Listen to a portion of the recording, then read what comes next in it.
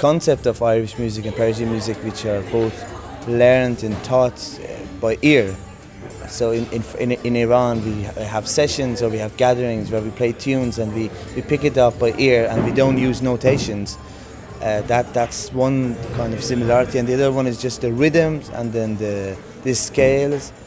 Also, we have some dance music which you do as well. In jigs, we play polkas in Iran. Similar stuff. We don't call them polkas or jigs, but they have the same rhythm, same melodies.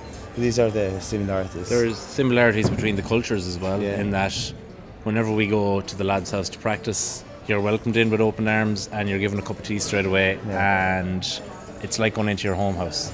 That's the way it is. It's a welcoming environment, and as far as I know, as far as the lads have told us, that's the way it is all across Iran.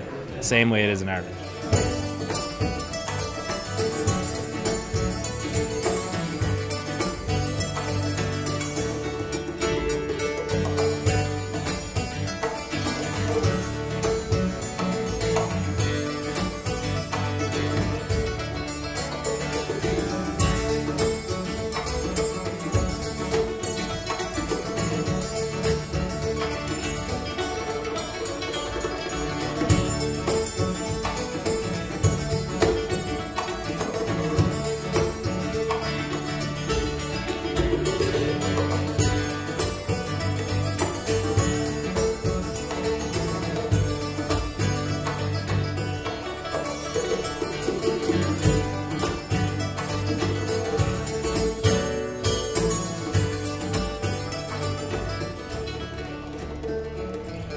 We're hoping to get this band to Iran and get the opportunity to perform in Iran.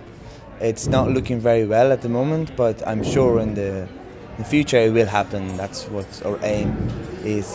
Our music has its supporters and audience in Iran. We can see that through our social media, and that we get a lot of hits from all over kind of the Middle East and Iran, and we get comments from people all the time. So we need to get out there to play, but it's difficult at times, as you can imagine. It's people as much as music. It's meeting people. It's meeting up with the lads to rehearse. It's finding new music through them, and it's exploring the music as a band together. That's what it's about. It's about people and music. Exploring and finding new paths, and just this never-ending learning and process of making music, making friendship, getting deeper into the concept of music and arts and cultures, and that's the